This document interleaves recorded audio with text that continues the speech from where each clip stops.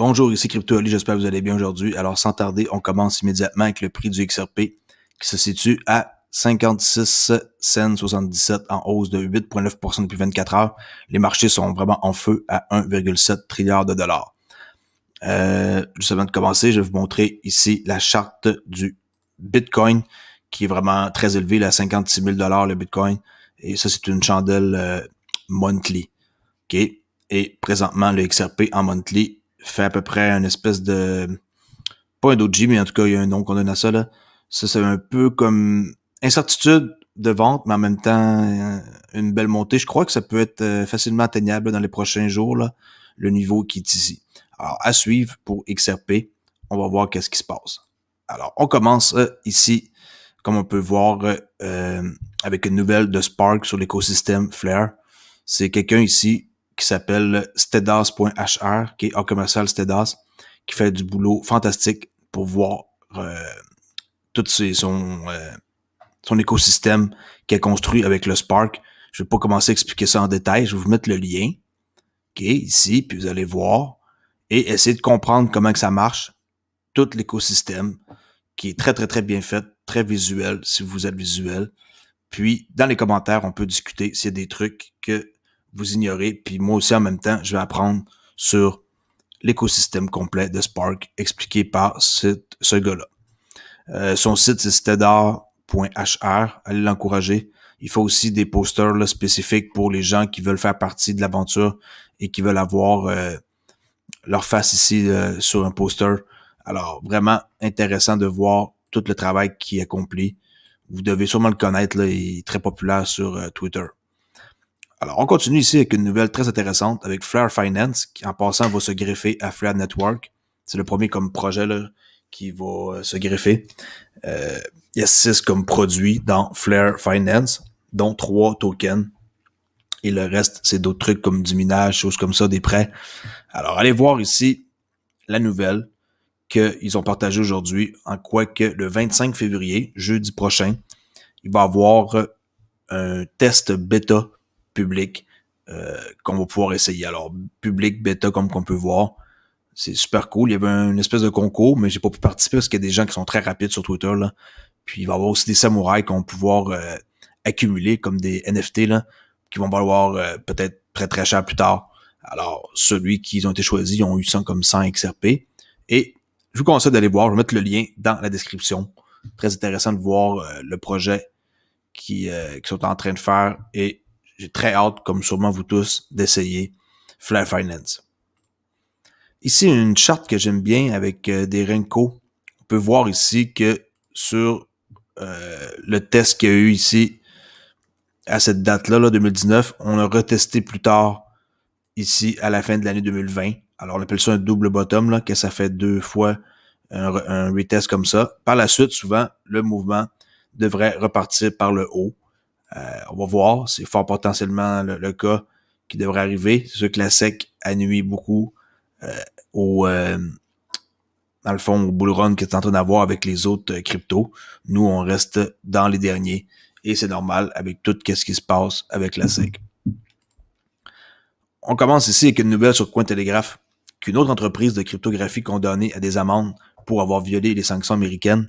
BitPay, sûrement que vous devez connaître, là, il y a plein de monde qui ont des porte-monnaies BitPay, devra payer au Bureau de contrôle des actifs étrangers du Trésor américain $1 demi-million pour des services de cryptographie dans les régions sanctionnées.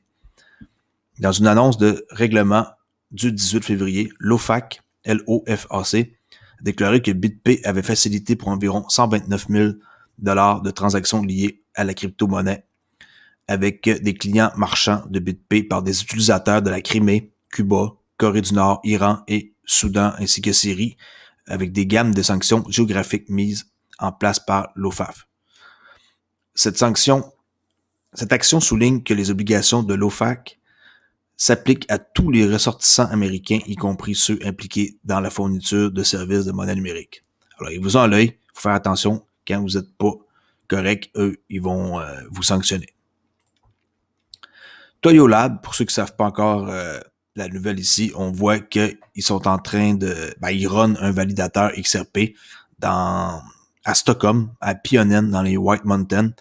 Toyo Lab, c'est la même gang que XRP Toolkit, là. S'il y en a qui ont réclamé leur Spark le 12 décembre, il y avait une possibilité de le faire avec eux, ou Xom, là. C'est la même gang aussi. Ça, c'est mon compte démo là, de 99 XRP. Toyo Lab, comme on peut voir ici, c'est la même gang. Et regardez bien, je vais vous montrer juste un peu à quoi ça ressemble, l'infrastructure de où ce qui travaille avec le validateur, si ça veut bien jouer le vidéo. OK. Apparemment, ça veut pas fonctionner. Je vais faire un refresh et vous montrer ici la vidéo. De toute façon, le vidéo, je vais le mettre dans la description pour que vous puissiez voir. Mais regardez comment est-ce que c'est fou, là. Qui m'a pas ça travailler là, là. C'est vraiment une nice place, là. Alors, on continue ici avec une autre nouvelle. Avec la SEC qui a tout à fait tort, selon l'ancienne présidente Mary Jo White. Je vais vous enlever ici l'écriture, là. On voit pas bien, là. OK? Fait que la SEC a tout à fait tort, selon l'ancienne présidente Mary Jo White, qui défend Ripple dans une affaire de crypto-monnaie, comme tout le monde sait, là, avec les allégations qu'il y a eu le 22 décembre. C'est cette femme-là ici, très puissante, le procureur des États-Unis pour le district de sud de New York 93-2002, et c'est une haut fonctionnaire démocrate américaine nommée par la seconde administration du président Barack Obama à la présidence de la Security Exchange Commission. Elle occupe cette fonction-là entre 2013 et 2017. Alors, elle est avocate présentement dans la cause des 23 avocats là, qui sont contre 3 avocats de la SEC. Alors, ici, qu'est-ce qu'on peut voir? C'est que lorsque la Security and Exchange Commission a déposé une plainte dans les derniers jours de l'administration Trump contre la société de crypto-monnaie Ripple en décembre, l'industrie de la crypto-monnaie dans son ensemble a réagi avec une surprise et alarme. Je vous mets en contexte là, parce que c'est pas tout le monde là, qui sont au courant, là. Cela a également conduit Ripple à déployer des défenseurs de haut niveau pour défendre son camp public, y compris l'ancienne présidente, comme on peut voir ici, Mary Jo White.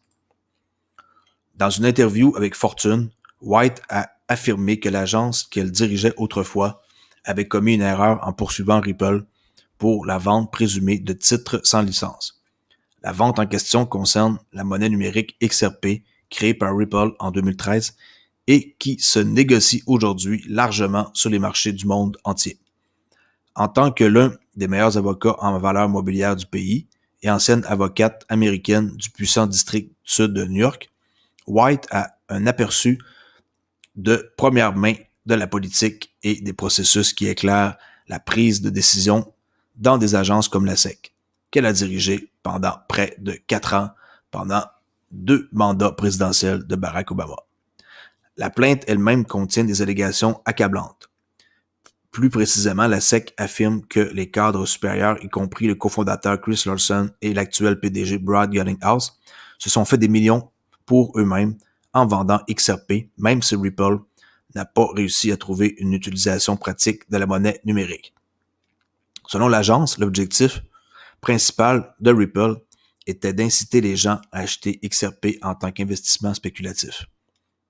Malgré la nouveauté de la monnaie numérique, la vente XRP par Ripple n'est qu'un autre exemple d'une entreprise flagrant d'un investissement spéculatif selon la SEC.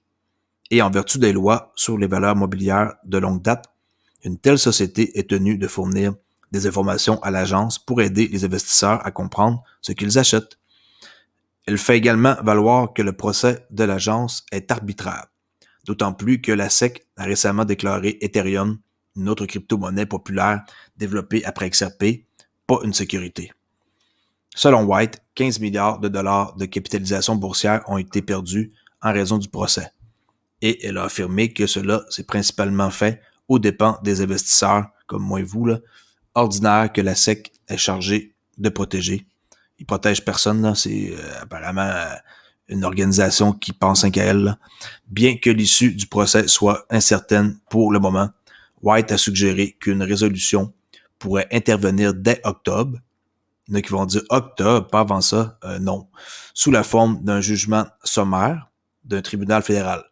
Elle a également laissé entendre que les deux parties pourraient parvenir à un accord avant cette date. Ça, c'est ça qu'on espère toutes, là, d'avoir une entente avant, comme par exemple octobre, selon qu'est-ce qu'elle dit.